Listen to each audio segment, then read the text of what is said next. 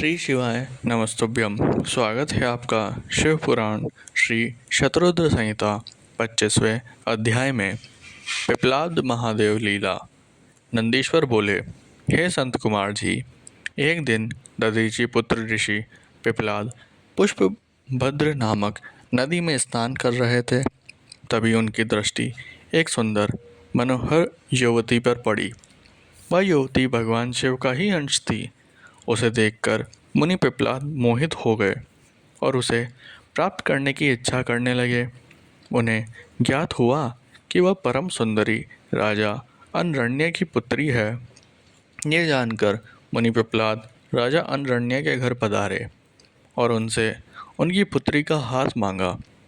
ऋषि की बातें सुनकर राजा सोच में डूब गए कि मैं अपनी प्रिय पुत्री, जो कि सदैव राजसी ठाट बाट से रही है, को कैसे एक योगी के साथ ब्याह दूं, जिसके न कोई रहने का ठिकाना है न खाने पीने का। इस प्रकार राजा अनरण्य को सोच में डूबा देखकर ऋषि पिपलाद को क्रोध आ गया और वे राजा से बोले, हे राजन, तुम मुझे अपनी कन्या खुशी से सौंप दो, अन्यथा मैं तुम्हें तुम्हारे राज्य समेत भस्म कर दूंगा। मुनि की बातें सुनकर राजा अनरण्य भयभीत हो गए। उन्होंने अपने राज्य और प्रजा की रक्षा हेतु अपनी पुत्री पद्मा का विवाह सहर्ष मुनि पिपलाद से कर दिया। प्रसन्न होकर मुनि पिपलाद अपनी पत्नी को साथ लेकर आश्रम पहुँचे और आनंदपूर्वक वहाँ रहने लगे। ऋषि पत्नी पद्मा ने अपने पति की बहुत सेवा की।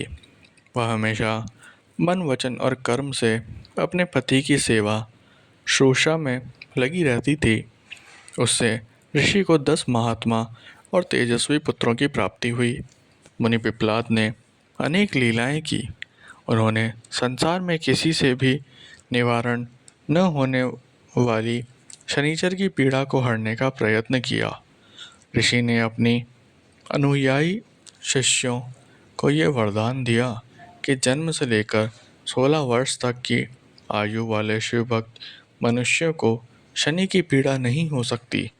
यदि शनि मेरे इस वचन को झुठलाने के लिए ऐसा करेगा तो भस्म हो जाएगा। इसलिए शनि का प्रकोप कभी भी 16 वर्ष की आयु से कम के मनुष्यों पर नहीं पड़ता। तात मनुष्य रूप धारण करने वाले ऋषि पिपलाद का ये चरित्र मैंने तुम्हें सुनाया है। यह उत्तम चरित्र निर्दोष, स्वर्गप्रद, कुजग्र जनित दोषों का नाश करने वाला, मनोरथ पूर्ण करने वाला तथा शिव भक्ति में वृद्धि करने वाला है।